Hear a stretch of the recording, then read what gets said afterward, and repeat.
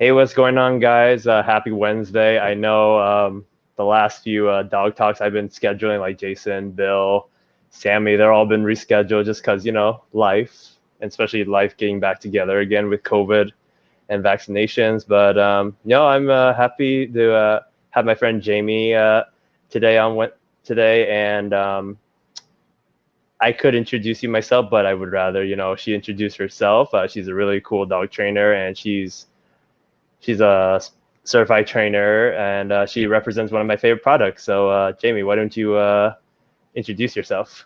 Sure. I'm super excited to be on here with you today and talking a little bit about Place Command. And I'm sure that we'll talk a little bit about some of the products that I represent as well as we're going through this. But I'm super excited to be here. I guess to give like a brief background or intro, I started with Blue Nine Pet Products about 5 years ago. I'm a certified professional dog trainer through CPDT. And I'm also a Karen Pryor Academy certified training partner. So I have a wide variety of different backgrounds as far as like my training methods. I love going to all of the conferences that I get to go to with Blue Nine because I get to learn something from everyone. So everything from APDT to IACP. I know I'm just like spurring out some alphabet soup, but there you go. Nice. It's awesome to be able to learn from all of the different experts that are in the dog industry. So that's a little bit about me. I'll also introduce my dogs in case you hear them in the background. They're kind of laid out in my office right now, but I've got Rue, the Australian Shepherd. He and I compete in rally and competitive obedience and disc dog. Dabble a little bit in some bite work stuff, but he's never competed. And then I also have an 8-month-old Australian Coolie, and she and I are competing in disc. She actually got second and third place at a disc competition this past weekend. So I've got a couple of her ribbons in the background, and I'm super excited about her adventures as well. So it's interesting to come at this from the viewpoint of a pet dog instructor. So like I used to teach as a professional dog trainer, teach group training classes, but then also look at it from the sport dog aspect of things as well. So getting really nitty gritty into all of the different training styles that we can use in order to accomplish the goals that we have for our dogs. For sure. And you were with Sarah Carson when over there at the agility or the disc class or something like that. I saw you were with her for something like on Facebook. Yeah, Sarah Carson's been hanging out a little bit. She's been traveling through on her travels across the United States and has stopped through a couple of times.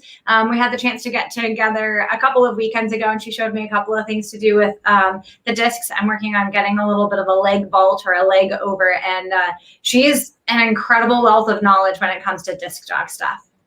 That's awesome. I saw both of you. When I saw a Facebook post on both of you, I was like, damn, you got two pretty good agility sport dog trainers out there. So yeah. All right, cool. So one of the questions was like, what led you to Blue Nine? That's a great question. I got started with Blue Nine after I met them at a dog training conference. And I remember looking at that time, their core product and their flagship product was the Climb dog training platform. I remember looking at that and saying, like, what am I going to use that for? I feel like I'm a really skilled trainer. Why can't I just use my dog's cot or his bed? What would I need this platform for? So it was really interesting to have conversations with the owner of the company at that time and the other people that were working there and kind of understand a little bit about how they were using it. And so I was definitely bit by the bug after that. I got my hands on a couple of them, started using them in my group training classes, and realized that it was so much more than just a place for the dog to go to, but really a tool that I could integrate into my entire training program. Yeah, sweet. I mean, like, it was a while back, but when I was like a really novice dog trainer, and there was a pet expo down in New Jersey. It's like the Sea Caucus Pet Expo, and and I saw the Blue Nine Climb, and I was like, huh, this is cool. And that's when I first bought it, like I think 2014, 13. Yeah, it was like, and then after that, ever since I've been to the conferences, like I've seen the booths, I've seen you a couple of times. I am bummed that last year I didn't go to your group class seminar thing, and I'm just like so bummed because I was hanging out with some other people at the time, but I was like, damn, so if you come back again, if you do that seminar again, that'd be cool. I can redeem myself for that. Yeah. That was a really interesting one to well, we can touch a little bit on it today as we're talking about how we use the place command inside of group classes, but understanding the best ways in order to increase success for the students that are coming through your classes, and the impact that that has on it. Hint for all of you professional dog trainers out there, if you have students that are really successful in your class, they're rolling over in turn and coming to your other classes, and then they're also using word of mouth. So if they're happy with your classes, and you're going to be increasing or growing your business. So it's a little bit about that too. For sure. But yeah, I mean, for this topic, as you guys see in the title, you know, we're going to talk about the importance of place command, and I guess we could also just talk about, like, you know, how we can, if your dog doesn't know place, we can show you some steps on how to teach the place, how you can proof it, you know. But yeah, Jamie, what do you think? Why do you think the place command is so important? Since this is the topic you chose specifically. So it's interesting. I look back on some of the various different uses for the place command, and I think a lot of people often think, oh, well, I don't want to just teach my dog to go to a place for 4 hours every day and have to stay there the entire time. And for me, it's not so much that. What it really is instead of putting my dog away in a crate when I'm not able to supervise them fully, I'm able to utilize the place cue instead of you know, putting them behind a door or putting them into their crates. So one of the examples that I like to share, and this was my first real experience with using the place cue, was when I was working on some crate training stuff with my Australian Shepherd back a few years, 5 years ago-ish. I was still teaching professional dog training classes, group dog training classes, and I was having issues with my then like 4-year-old dog hanging out in his kennel while I was teaching classes. He would see that I was having fun with the other dogs, training the other dogs, and he would get a little bit anxious and a little frustrated, and he would want to get out of the crate, obviously. So he would do things like barking. And like scream barking. So it's really disruptive. And I tried all kinds of different things. I tried reinforcing him when he was being quiet in his kennel, which is a little bit challenging because you're trying to teach other people. So it's really hard to go back and reinforce your dog. I tried giving him things like stuffed Kong toys to work on, but the idea of being able to work with me was a lot more fun than that. I tried covering his kennel. I tried leaving, you know, lots of different things. I just left him at home sometimes too, because we were having this big struggle. When I was able to teach him to go to the climb and stay there, it changed everything for us. And here's what I think the biggest difference is. If we put our dog into a kennel, they don't necessarily have a choice or a job to do. Sure, we can try and communicate to them, your responsibility is to stay quiet in the kennel or to not bark. That's a really hard concept for our dogs to understand.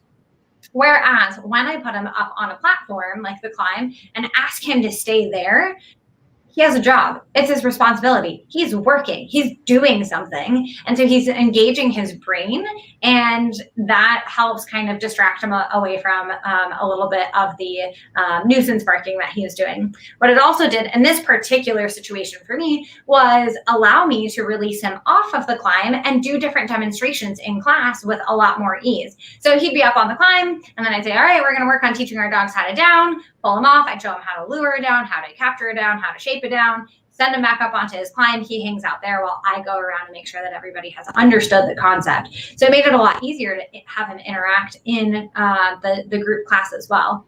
And so just as we're talking about like the importance of place command, I could just put him in a crate, or when I'm at home, I have him go to a place at any point that he's, you know, getting annoying or might be underfoot or in the way, like when I'm cooking dinner. He always tends to want to like lay right behind me when I'm doing the dishes, which is obnoxious. Right. I mean, yeah, I mean, place is just good just to work on just distance from you and your dog. And, you know, I live with 5 dogs, like 2 are my roommates and 3 are mine. But, you know, now I can do place command. Like I could put them on place while I did a Zoom with my family for like 45 minutes on Zoom, and worked out really well. But like for me, it took like increments, and especially it was like when you had multiple dogs, it was like it was a little bit challenging at that point. But when it comes to place, like how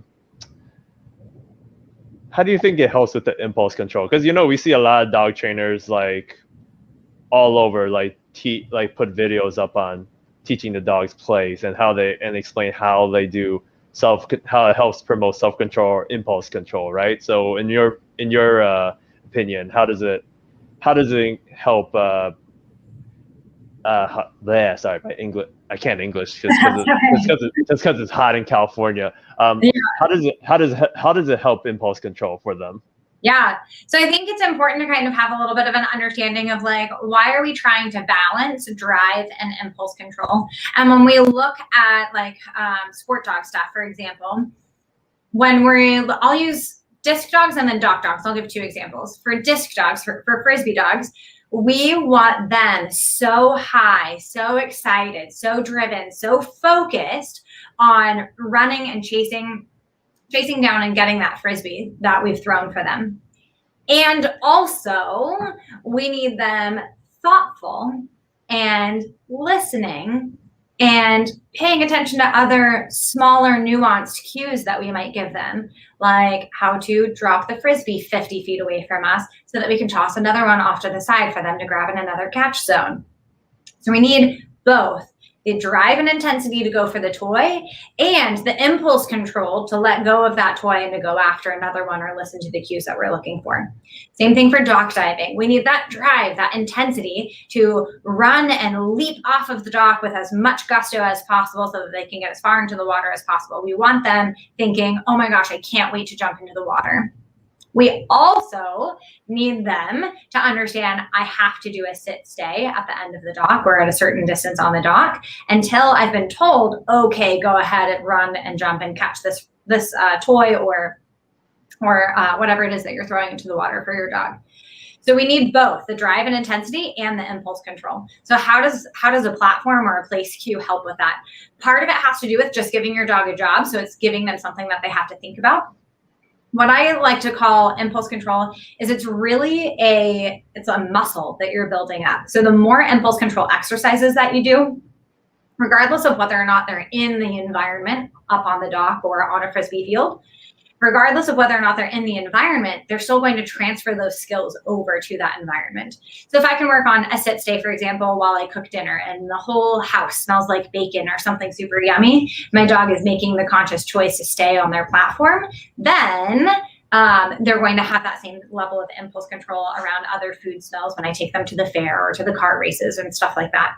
So we can work on building that.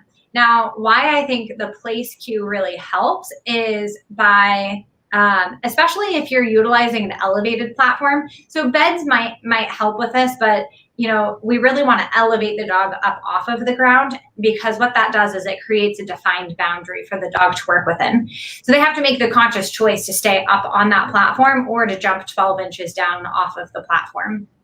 When we put in that choice point, it makes it a lot easier to train our dogs, but it also increases that impulse control muscle as well. So there's lots of different games that you can play in order to develop that impulse control. Yeah, if you wanna share some of those games, since we're kind of on a road right now, so. Yeah. So there's a couple of different games that I like to play. Some of them are up on YouTube videos on our YouTube channel. We actually have a whole YouTube playlist. I think there's about 5 videos in there on how to train your dog to go to the climb platform when the doorbell rings. So often we have people, you knock on the doorbell rings, your dog spins around in circles and starts barking, jumps up on the guest, all of that stuff. So there's a couple of impulse control games inside of that playlist. If you go to youtube.com, search for Blue 9 Pet Products, look at the playlist, you'll find the doorbell challenge. And that will show you a couple of different games. One of the things I like to do is put my dog up on a platform and then ask him to stay there. And then I use all kinds of words that get him excited about going and doing something. So things like, do you want to go for a car ride? Do you want to go outside? Do you want to work? Do you want to go for a hike? Do you want some cookies? Do you want some treats? That sort of thing. And so they get really excited about that. And if they're able to stay up on their platform, then they get reinforced for that. But then what I also do is start to incorporate in words that sound like their release cue. So I'll have them up on the platform and my dog's release cue is break. So I'll have him up on the platform and I'll say, are you ready? Are you steady? Burger. And usually he'll like jolt, like, oh my gosh, I'm going to jump off. Oh wait, no, I wasn't supposed to. That wasn't my cue. And so that helps to develop that impulse control too. So there's a couple of games that you can play with them in order to see what their level of impulse control is. But also there's a bunch of different free resources available on our YouTube channel as well. Cool. Yeah, I mean, I always tell clients all the time because I'll bring my Blue Nine Climb in the car, and I'll just pull it out just because with the collapsible legs, like you can just take it off, put it in, and then I'll just do it at a park or something with my puppy clients or like my adult dogs, and it's just so handy. I just love that. I just love that thing. It's amazing. I need to buy more, but I gotta work on putting some money on the site for those. But anyway, yeah, I always tell them about the difference with like versus like a towel or like staying on like the floor or the bed. And even I'll tell clients too, like if you got like, because California, everything's dog friendly and there's parks and there's all that. Like I say, you can do this with benches. You can do this with chop tree stumps. So it's like there's a lot of trails that you can be doing this. So this way you can get them to generalize it. Period. And it just helps teach a more solid stay sometimes, because I'm sure you've run into some dogs that just won't stay for their life. So, what's up, Bill? Good to see you, man. And yeah, guys, feel free, if you're watching, you could comment a question, you could comment anything, just give us a shout out, say hi. We're gonna be here for like we're gonna be here for a little bit. So let's see. It's just so interesting. The way there's so many different platforms on StreamYard. That's like, this is my first time doing this platform, doing this format. I'm like, okay, cool. But yeah, so let's talk about the door thing, because like I know I get a lot of clients with dogs with behavioral issues per se, right? So they're either territorial about the house or they're reactive when people come over. So obviously there's a you gotta do foundation where you gotta teach the dog just go on place in general without anything going on, without any distractions. Maybe you add like known distractions in there. But once when the dog gets into that emotional state, when they see someone come into the house, like in your opinion, like how do you build that impulse control to stay on place or the platform while the event of actually someone coming into the house or like passing by the dog per se? Because I have a couple of clients that have like dogs who are more scared than anything, but to be on place for them, it's just like they'll see they either run off or they don't want to like run and bark. So what are your thoughts about that? Yeah, so that's a great question. And I have kind of two answers that are not linked or closely related at all. Mm-hmm. One answer is make sure the platform is the cue. And I'll explain what I mean by that in a second. So make sure the platform is the cue. And then the other is making sure that we break down each of the components of what that looks like when somebody comes into the house. And we work on each of those separately, and then we start to layer them together.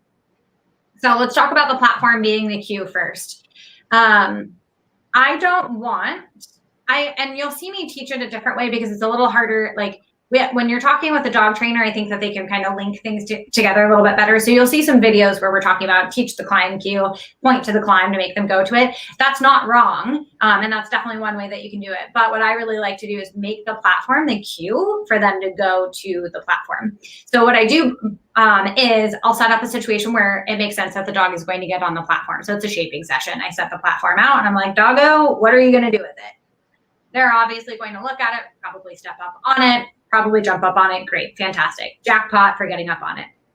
What I do then is just build a reinforcement history. So you get up here and you get 20 cookies, dog treats, one after another. And then take a step away, allow them to come off of the platform, gesture, make them get back up on it in a way by like taking a step towards it. They just got 10 cookies for being up there, so they're probably going to get back up there with minimal prompting. Give them a couple of cookies for being up there. So what we're doing is building a reinforcement history. So they're saying, oh, like really cool stuff happens when I get up there. Like this lady turns into a Pez dispenser. I'm going to try that again. Okay. We can fade out the food later really easily because the dogs become magnetized to it. But to become magnetized to it, you have to pair it with something that the dog really, really likes. Okay. So we've got it to the point where if we even just like side eye the climb, the dog jumps up on it because they think that that's what's going to get them reinforcers, or, shift our weight towards it. And they're like, I'm on the thing, give me the cookies. Great, fantastic. So they're already driven and motivated to it. So now what happens is that I haven't said go to your climb. I haven't pointed to it. Potentially the only body language that I've given in order to get them up on it is looking at the thing, okay? And that's going to be a natural behavior that I'm going to do if my dog breaks off of their climb. I'm probably going to look at the spot that I'm expecting my dog to go back to. So it's natural body language. Maybe that's the cue. I don't know. But I really do think that it's probably just the platform being there. So I have my climb set up. My dog makes a mistake and gets off of the climb at any point during my training session, and I'm just going to look at the thing like, that's where you're supposed to be. The dog's going to be like, my human's not engaging with me. I must have made a mistake. Let me figure it out. Oh, there's a climb. When the climb is there, I get on the climb. I do the thing. Got it. So that's their cue. So you've made the platform the cue for them to get on it and stay on it. That way you don't have to constantly be re-cueing them. Go to your climb. Stay, wait. Don't get off of it. Stay right there, Poochie. Okay. So that's one thing. Any questions on that before I jump into like the layering thing that I was talking about? I'm gonna take a little sip of my water. No, I mean, for me as a dog trainer, it all makes sense, for sure. Let me see if we got any.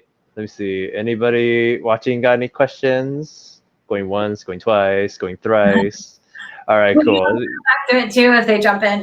If any questions come in. So then the other thing, and I've got 2 dogs that are just laid out. They did some fast cat stuff yesterday, a little bit of bite work, some frisbee stuff. We had a ton of fun in our training session last night.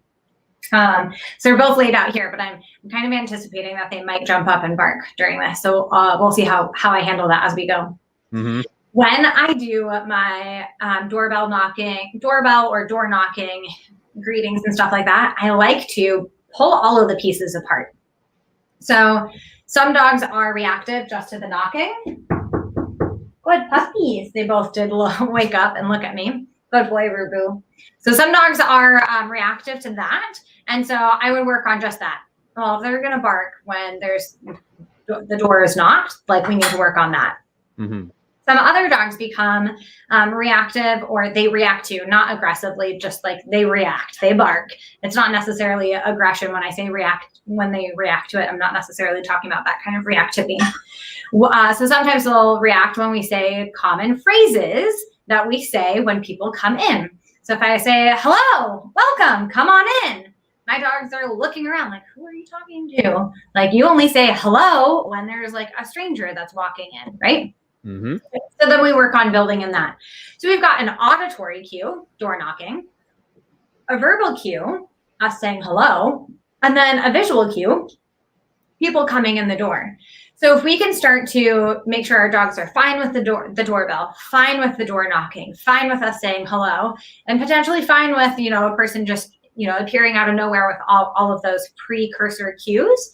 If they're fine with all of that, then we can start layering them together. So now maybe I'll do some door knocking and I'll say hello at the same time, and reinforce them for not reacting, or send them to their climb as part of that cue. Good girl. She's like, what's going on? You're saying hi. My little puppy. Bumpers. I actually haven't worked on this one with her. We don't have very many guests at our house, but we do have plenty of guests, obviously, in our office. So that's what I would do, is like really pull those little pieces apart, and then also make sure that you're layering them systematically back together. Cool. That was a perfect answer. Just because everyone wants to be like, what happens? How do I do this? Like right on the spot. I'm like, well, dogs can't really process all that at once. So it's just like, one is like, for me, I always tell my clients, set it up. Don't wait for like your family gathering at Thanksgiving to actually practice like the place command. Finally, like get like your neighbor, get like a friend, have like a neighbor come by and just practice this like here and there, and like put everything in pieces, and then slowly you put it all together too. And this way, one, you get easy success. 2, the owners and the dog isn't frustrated, or they don't feel like crap at the end of the session. Yeah. And then how you're layering is like really important too, because I'll just tell them. I always tell people or clients with their dogs, like, if your dog's good at place or stay or like whatever command they're doing, and there's no distraction, then you could try to put like something they know, like, you know, a toy that's been left out, or I don't know, a sock, or just like, I don't know, significant other passing by, like easy distraction before you actually put like novel or like more difficult distractions out there with the dog. So that's perfect. What's up, Joris? How's it going? Hi, Julie. And Julie is one of my clients. She's actually got two Australian Shepherds. So Nice. I think I think the picture with you and her and your Aussie on the title definitely got her attention too. I love it. But okay, cool. And yeah, let's see. Outside of the platform, like what else would you what other uses have you found with the platform with during the training? Like I know you do a lot. I know it's like you do canine fitness, and what were you certified in? Like what was that AKC thing you got certified in? Like it was like body awareness or like Yeah, so I have the Certified Canine Fitness Trainer credential through the University of Tennessee. And then the American Kennel Club approached Blue Nine Pet Products to create the AKC Fit Dog Instructor Program. So I'm the instructor for the instructor program. I helped develop all of the curriculum for that. So if you're looking, for those of you guys that are listening, if anyone's interested in canine fitness, that's probably one of the, it's definitely an entry level. So if you don't know anything about canine fitness, this is definitely an entry level. But one of the really cool things that you get at the end of it is an entire curriculum. So how to spend every minute of your 6-week group class teaching your pet dog owners. So it's all about showing you how to train foundation fitness skills and how to do it with proper form while teaching it to pet dog owners. So people who may not have the same level of experience as you as a professional dog trainer or a sport dog competitor, that sort of thing. But the curriculum itself is like, if you bought a 6-week long group class curriculum, whether it was a puppy beginner or advanced from any other curriculum creator, they're hundreds of dollars. This entire program teaches you and gives you a curriculum to use for $50. It's kind of unheard of. So just a little like, not shameless plug, like it's a really awesome resource that's out there. There's a level 1 program out there. I can start to tease that there's a level 2 in the works. Good to know. That's I think I'm gonna sign up like after we talk, you know, because $50, that's not bad. That's really good. And you get a whole curriculum to work with too. So if you went anywhere else to buy a package of curriculum, if you're a new dog trainer trying to get started with a new class, hundreds of dollars for stuff like that. I had no idea until now. So good to know. You learn something every day. Let's see. Oh, so one of the questions you were asking, and then I went off on our AKC Fit Dog tangent, was like some of the other ways that you can use the Climb or other platforms. I use them for canine fitness, trick training, sport dog foundations. Some of the stuff I'm working on with my little 8-month-old right now is teaching her how to do a dog catch. So jumping into my arms so that I can catch her with a Frisbee. I'm using the Climb platform in order to build the foundations for that. I also, I think I mentioned earlier, use them a lot inside my group dog training classes, not just for my own dog though. I gave platforms to each of my students to work on as well. And what I realized with that was that when we elevate a dog up onto a platform, so this is not just the place cue now. So, you get them up on a platform and what it does is it increases their focus on the handler. So you can teach a place cue that means go lay down there, stay there, take a nap forever. But you can also teach them, get up on this platform. Now we're going to work on some specific skills, and it teaches them to focus on you as the handler or as the trainer so that you can teach them all of their skills much more quickly because you've got their focus on you. No, those are all good topics. And, those are, I just love that placing. Like if I could buy like 6 of them for my class, I totally will. That's something that's, I'm gonna put money on the side. Don't worry. We do have a wholesale program available for trainers too. So if you're looking at 6 is actually the magic number. If you're looking at 6 or more, then there's a wholesale program available. I am learning a lot of good new stuff today. So good to know. My whole invoice is just gonna be Kevin with like 12 tables and then like the whole like the class curriculum. I love it. I love it. I love it. I love it. Yeah, and then place, like, outside of the platform, like you can like if you didn't have the platform, I assume you would use like raised beds and like, yeah, I mean, it could be anything, right? Just could be. It could be anything. Here's the sweet spot. I'll give you the magic that we found in our research and development. Mm-hmm. 12 inches tall, stable, hard top, non-slip safe surface. That's what you need. And you can do that in a wide variety of different ways. It could be a couch ottoman that you have. It's really hard to pack a couch ottoman to take with you to group class or on the go when you're working on generalizing your training. But you can certainly use a couch ottoman. A plywood table that you build, same thing. Just make sure that it's nice and soft for the dogs on top, as far as like not getting splinters. You also want it, so maybe like you staple a rug to it or something like that. So that it's non-slip and it's safe for their feet. So 12 inches, hard, stable top, and something that they're not going to slip and slide on. The 12 inches has to do with making sure that when they have all 4 feet on, they can't have like one paw off of it. Mm-hmm. When you have something that's only like 2 to 4 inches tall, the dog can have 3 feet on it and 1 foot off of it. And that's not clear criteria. So it makes it really challenging for the dog to understand I'm right or I'm wrong, or I'm like 3/4 of the way right. We need it to be really black and white. So the 12 inches is kind of the sweet spot for that. 12 inches tall, they can't have 1 foot on the ground. And then when it comes to like the stability of it, you mentioned cots. My biggest thing with cots is that they're squishy and most of the time they slide. So, when the dog touches it and it kind of moves, then they get a little worried about it, whether it's sliding out from underneath them or just the material is squishy when they go on it, like a hammock kind of thing. Yep. And then now I've got to deal with a dog that's a little bit afraid of the object that I'm trying to get them to go to and lay down and actually relax on. So we eliminated that potential issue of the dog being fearful of it just by making it stable on the top. It does have give for dogs that are doing high impact things on them, like running and jumping on them, like our field dogs do.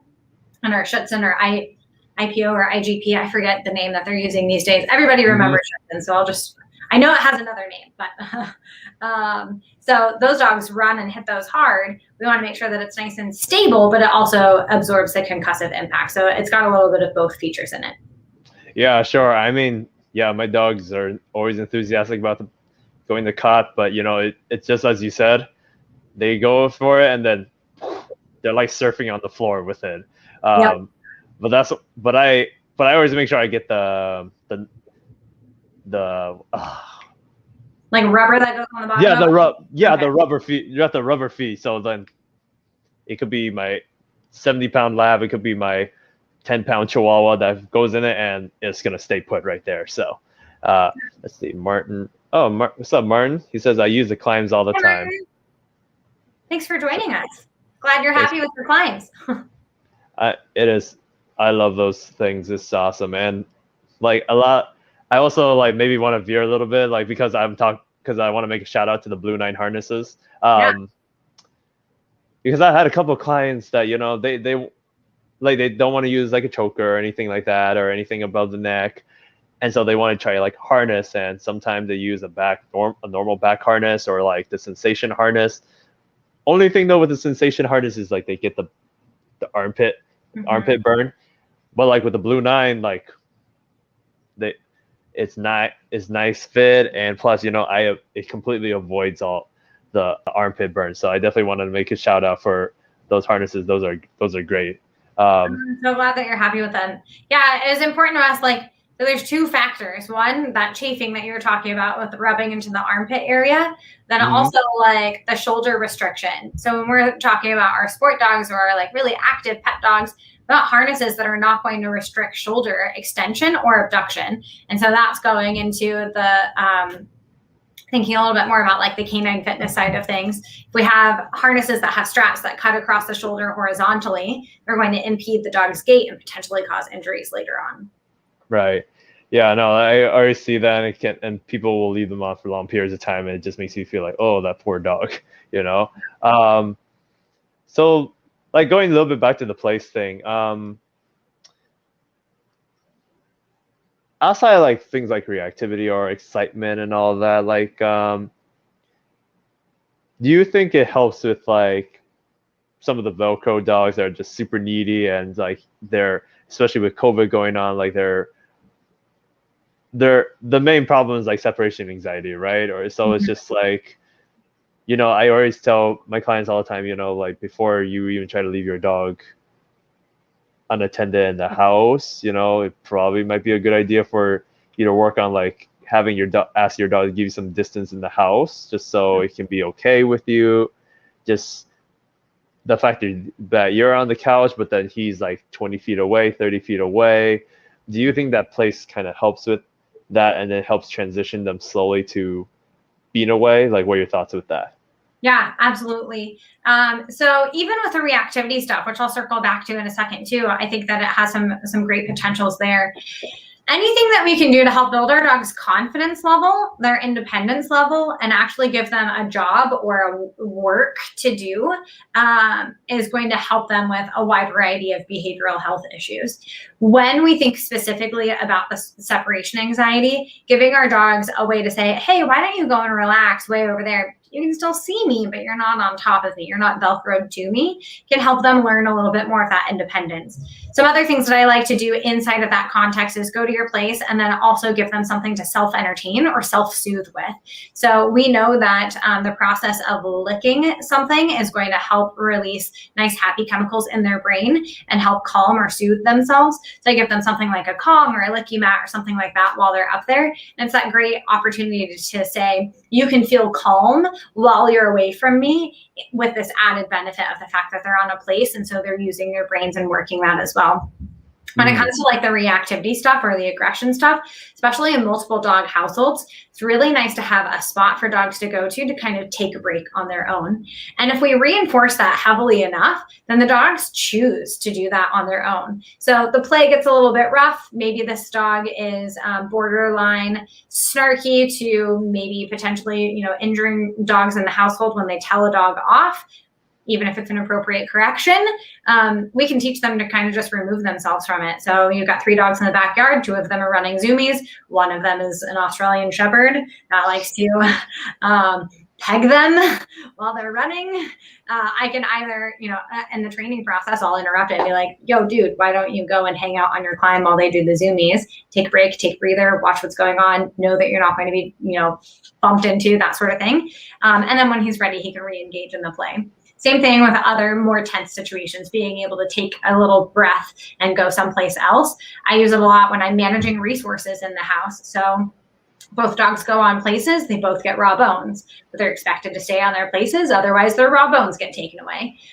Or I'm on the couch and I can tell that, you know, another dog wants to come and cuddle up next to me, but there's going to be some sort of tension. If that happens, I can send one dog to a place or someplace else and kind of manipulate that environment a little bit in order to set everybody up for success. So there's lots that you can do with, you know, a dog that might be a little bit more triggered in the house in order to manage them. No, that's perfect. You know, sometimes I'll just do it too. Like I'll just put my dogs on place like after something really fun, like play ball or like, you know, zoomies or something that got their energy really up, and then I can just teach like a cool down, like, hey, go to place, relax, time to chill. Yeah, it's great to take a dog from like a really high level of arousal and then find ways to bring them down in order to be able to engage with you. So a great example of this, if I take my dog from the Frisbee field while we were competing this weekend, if I take her straight from the Frisbee field, we compete, and then, you know, I'm exhausted after running around for 60 seconds too. It was so hot in Minnesota last weekend. You know, all I want to do is throw her in her kennel in the car. She's got her fans, her water, all of that stuff, right? She's slightly tired from playing Frisbee, but she's so high. She's so like jacked up and excited about the Frisbees that if I just throw her in a kennel, she's going to scream her head off in the kennel. She's only 8 months old. We're working through it, guys. We're working through it. So what I can do is take her arousal level from the Frisbee field to a place cue, and I can like take care of whatever I need to do while she's on her place cue for a couple of minutes in order to bring her arousal level down, and then into the crate she goes, and now she's in a much better position to be able to settle. So I can set her up for success on managing those arousal levels too. Mm-hmm. Yeah, I mean, because it's just like, one, I mean, when you have the place, it either means you're gonna work or you're gonna just stay focused on me, or you just learn to just calm yourself down, because it's like, at least it's like a fixed space where you can actually do that, versus like, hey, calm down on this patch of grass, or hey, calm down with like all this, but it just helps transition it. And Yeah. I really like it. And now you talked about multiple dogs, you kind of lead to my next question. So like,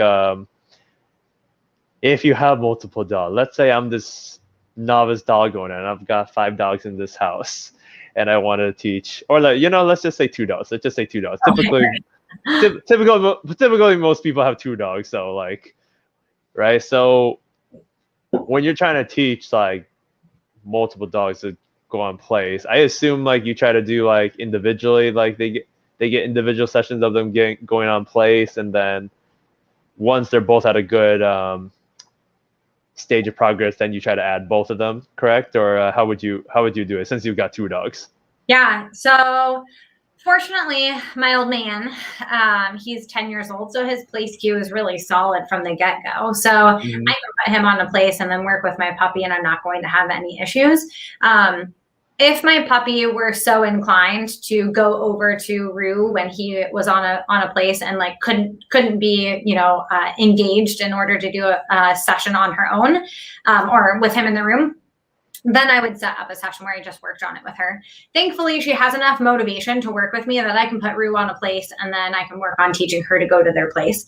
If you have 2 adult dogs in your home, though, and you're just starting to work on those skills, doing separate sessions is probably what I would recommend to get started. Train it to proficiency with dog A, train it to proficiency with dog B, and then bring them together and realize that you're basically starting back at square one when you bring them back together. So go into it with that mindset that it's a training session. You're going to have to work on it with them and build it up to that. I use different colored climbs for my dogs. And depending on where the location in my house, so I'm very fortunate that I have a ton of them scattered everywhere. But depending on the place that I have them in my house, I'll often have them separated so that, it's just a little gap, but then that way they're not on the same platform together. If they're connected together, then sometimes they swim around and start wrestling together. So I have them separated about a foot apart, and then I can send them there, and they understand that they need to go to 2 separate ones. So that they don't necessarily know which color they're going to, but they'll both each go to their platforms individually, which is awesome. Cool. Yeah, I mean, like, with place command, I mean, it's the same thing like other commands. Like, you want to work on duration, which is length of time, distance, how far you're going to send the dog or how far you're going to leave them, and then distractions, what's going to be out there when your dog is doing place, whether it's outside or indoors. And what else is going on? Yeah. Yeah, and then I guess location too, because it's like, dogs are very contextual. Like, if you just because your dog jumps a hoop of fire at home doesn't necessarily mean they might do it at the local park or even like at a pet store. So it's like dogs are really sensitive to that. So just layering this, because like for me with my 5 dogs, it started like, okay guys, let's see if you guys can stay for 1 minute. 1 minute, okay, 5 minutes, and then slowly went up like build it slowly. Build it slowly, 10, 35. Next thing I know, 1 hour, and I can do it. I can do my Zoom calls. I could do if it's raining outside, I can make them do some exercises on there. So place is I say it's an unappreciated command sometimes with most pet owners, so. Yeah, it's definitely super useful for a wide variety of different things, from begging at the dinner table, jumping up on guests at the front door, just getting underfoot when it comes to like being in the kitchen or whatever, to all of the other things that we talked about today, from working on, changing arousal levels and giving them work to do and increasing impulse control. There's so many awesome uses for it. Cool. Yeah. I mean, and I know you do, most of your group classes have like, you literally have platforms for them. So like, what are some exercises that you do with them during that time? I mean, it may or may not be leaking out some secrets from the curriculum, but I was just curious, like, what do you do? Because I'm always down to finding new ways to spice up my group classes. So I'll definitely take a look at that curriculum like another time. But I just want to pick your brain about that. Yeah, so there's actually like a 15-minute long video on our YouTube channel about elevating your group classes. Just a little play on words. And it's all about how we can use the climb in our classes to increase focus, decrease those distractions and interactions, and then also just have better success inside of our group classes. So we can certainly, find that link if you want, and we can drop it into the chat or something. Yes, I will definitely. A great video. Let me grab that link for you really quick. Yeah, that'd be perfect. And I can have it pop on the banner here so people can see it. Ah, perfect. Give me just a second. I'll find it on our YouTube channel. I don't think that it'll be too hard. Let's see. All right, I'm going to click on this link, and then it's going to start like playing music. It's all good. We've had like several things that messed up. Like one person like played the Facebook Live on their different device, and then like the full volume just had it echo like what we were saying. The time I had like one client that walked into the house by accident, and then my dogs weren't on place or anything. They were running. I was just like, I had to mute it and just be like, hold on. All right, I just found a really good page. It actually has 6 of my favorite videos on it. So it has our classroom management video, and then our doggy daycare and enrichment video, and a couple of other really good ones in there. So how to get started with place training is in there as well. So it shows you a couple of the different steps on how to teach your dog to go to a place, adding some distance, duration, and distractions. All of that stuff is on this link that I just posted in the private chat. So I don't know if there's a way I could find our live on Facebook if I needed to post it there, but no, I got you. Don't worry. I've come prepared. Perfect. There you go. Nice. So there's some implementation videos there. We also have a bunch of other free resources. I've mentioned our YouTube channel a couple of times, but if you're looking for a community to talk to about how to teach PlaceQ or anything more about Blue 9 pet products, then you can find our Facebook group. It's called Blue 9 Dog Training Games. And we post different videos in there, and we also host different challenges where we give away different prizes and stuff like that. It's really a fun little group that's in there. So it would encourage everyone to take a look at that. I do have to say that we've got a really fun summer challenge coming up here shortly. So definitely make sure that you join that so that you can stay in the loop, because it just gets posted in the Facebook group. Oh, cool. And is it like any dog owner, any dog trainer can join that group? Yep, it's totally open. It's a really safe community. We have people from all different training styles and methodologies, but we keep it nice and safe. Everyone plays nice. What we say is that we've got little spies, little elves that are looking out for community building behaviors. So anyone that's like being super supportive or encouraging or offering some really kosher advice, supporting somebody that's out there, we will send them free swag on a very regular basis, and we'll call them out for their awesome deeds as well. Sweet. So yeah, guys, get anybody watching, any got questions or anything? I mean, if anything, if at the end of the chat, you can always message me or Jamie on Facebook. We'd be happy to answer our questions, and I'm just glad I was able to get an interview with you, just because like this thing is publishing on Facebook and on YouTube, so I can easily just I'll just put in your like all the website, all the info like under the comment, like in the YouTube description, so people can definitely check that out after that. And of course too, I want to make it easy for myself and copy and paste, be like, okay, here's how we talked about plays, here, copy and paste, go watch this. But awesome. It's a pleasure to chat with you as well. Always talking about Place Command is super fun. And I'm so glad that we had a couple of people that joined us live as well. For sure. Are you going to be at San Diego for IACP this year, or? There will. Yes. Sweet. All right. I'll maybe buy some climbs in person, just get to see you guys again.